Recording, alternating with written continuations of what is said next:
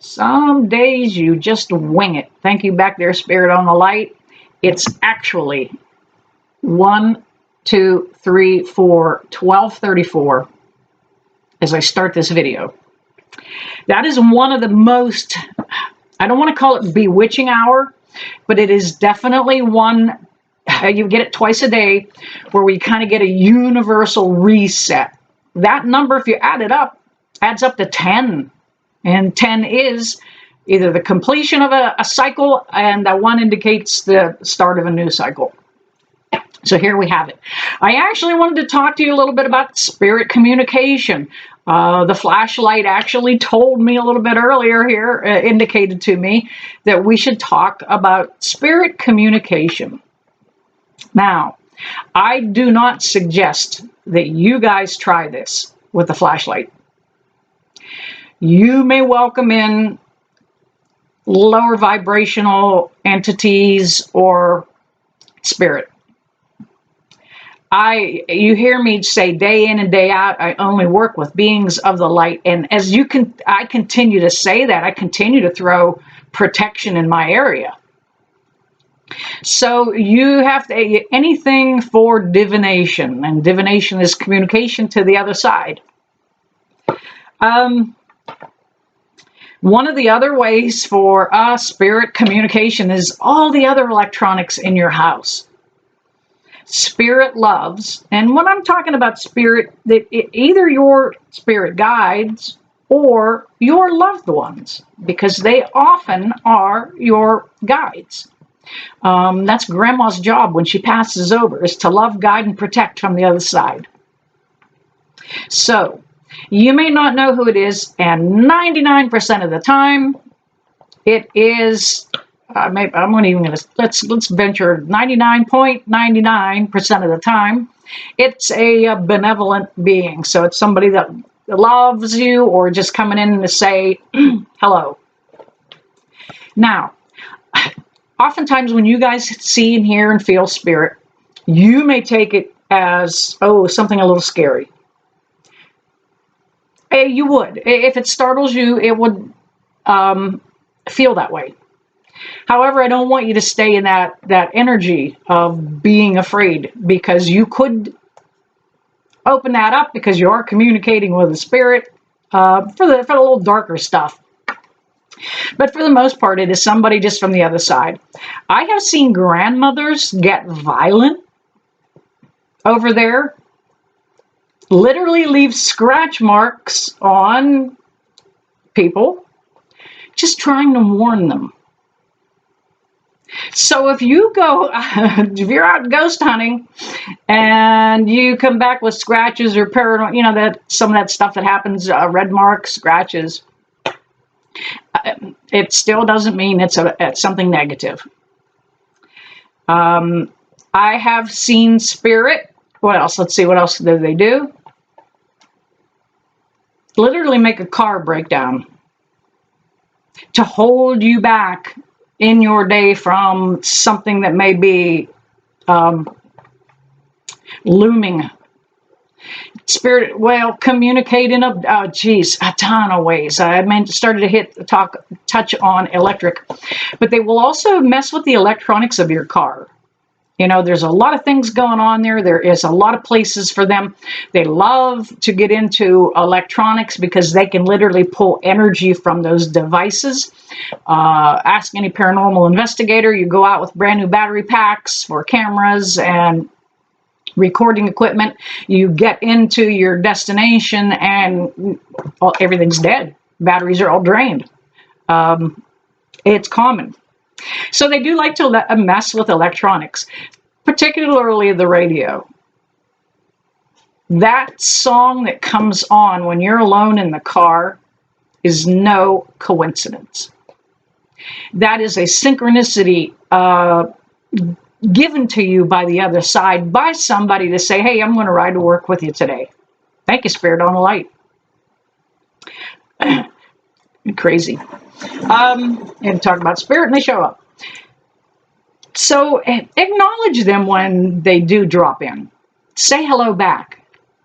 Thank you for your sign. You guys always hear me saying, thank you, Spirit on the Light. I can't, that humbles me when they take control of the light. Absolutely. I think this is going to be an amazing video here, really. So what is a couple other, you guys know all the common signs like finding a leaf, or excuse me, a feather. You may find a feather in the oddest places. I'm out in the woods and in nature a lot. So oftentimes I can go through a bird sanctuary, maybe a duck habitat, someplace where there's a lot of geese and feathers all over the place. But if you're walking through an area like that where there are a lot of feathers and you find one cardinal feather, that's a sign. Looking down and finding that heart-shaped rock.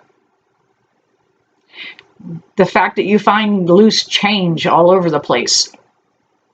I find dimes when I'm out doing missing persons work.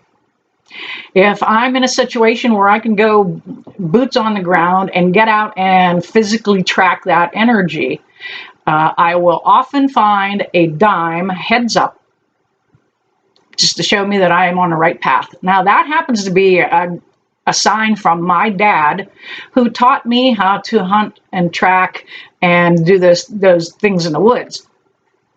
Thank you, Spirit on Light. So change, finding loose change, I don't know how they manifest it, how they move it. Literally, there are so many questions about that. But that is what a change. Finding money is one of the big signs from Spirit. Let's see, what else is a sign from Spirit? Oh, we're talking about that electronic stuff too. They love solar lights. If you happen to have a solar light that changes colors, start watching it. Start watching that.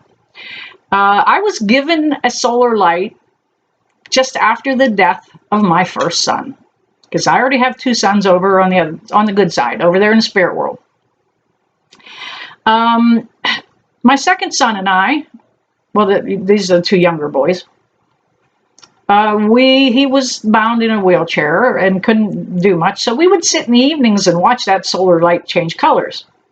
And it didn't even dawn on me, and I've been in the psychic and medium all my life.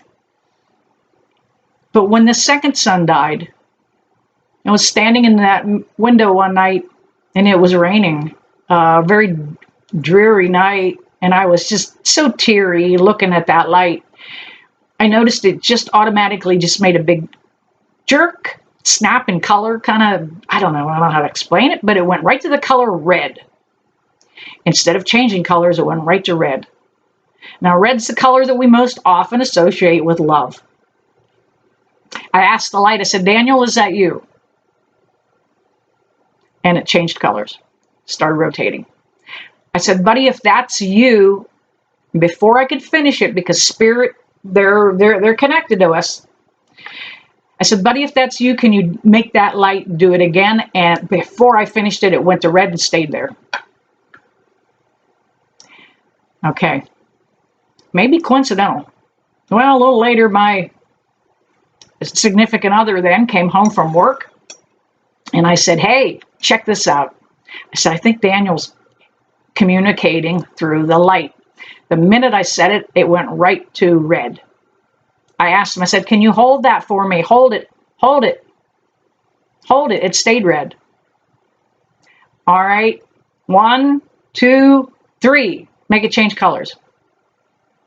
Before I could finish it, before I got to the 3, it started rotating again. This went off and on for a while, so I know they communicate through solar lighting. If you have solar lights that change colors. I happen to have a string of solar lights in my house. The solar panel is in the window. The lights are hanging in my living room. So in the evenings, I can watch them change colors right in the living room. I don't have to peek out the door. And I love those fairy lights too. So I definitely enjoy watching those lights change. Okay, let's see what else. Just plain old bumps and bangs. Often in the first months of a spirit's transformation, with them transitioning to the other side, people will hear bumps and bangs. Now, spirit tells me, those spirits of your family, they tell me that that is just their learning curve. Those bumps and bangs often are. I had one tell me that he didn't quite stick the landing and banged into the wall. So that's kind of how they do it. It's a pretty basic thing too, for them to be able to knock on the walls. As a matter of fact, I do believe the Fox sisters, this would be back in the 1800s. I don't know the exact year. I'm only channeling the video. I didn't do the research yet. The Fox sisters started the the spiritualist movement, which is actually a religion in the United States, and then it went over into England. But they started it here in the United States, and they were sisters that were hearing bumping and banging and knocking, and they began to communicate back and forth using just knock 3 times on the ceiling if you want me. Okay. What else? What else? They like smoke detectors. If you have a smoke detector that randomly goes off for no reason, bingo, you've got somebody on the other side trying to say hi. Again, with my son Daniel, of course I'm a medium, so I really pick the signals up. This stuff all happens for you guys. You just don't always catch it. But smoke detectors. All right, my son Daniel died on Good Friday.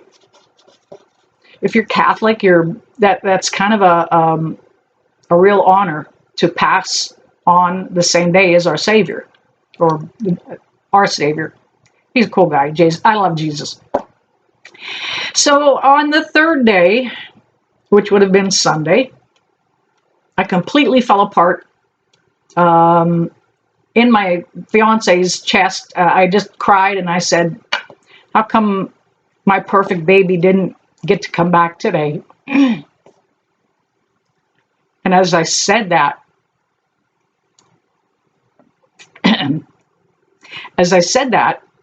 the smoke alarm right over top of us chirped 3 times. Not allowed one long chirp to warn you to get you out of the house. Not that one chirp every minute to let you know that it's a bad battery, but 3 chirps. Well, it kind of caught both of us. We both looked at the smoke alarm, and I said, Daniel, is that you? Chirp, chirp, chirp again. 3.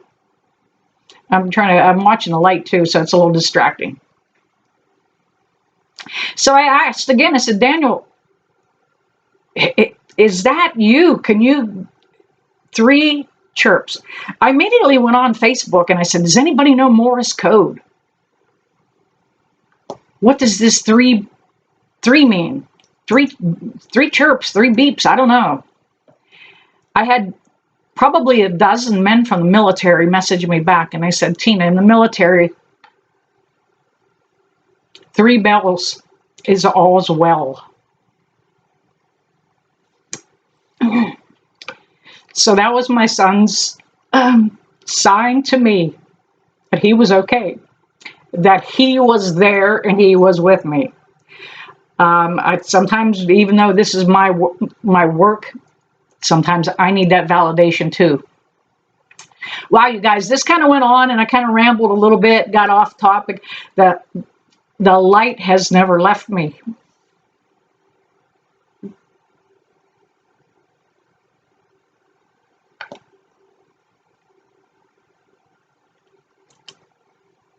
You guys know. Well, I'm going to cut this off here. Love you.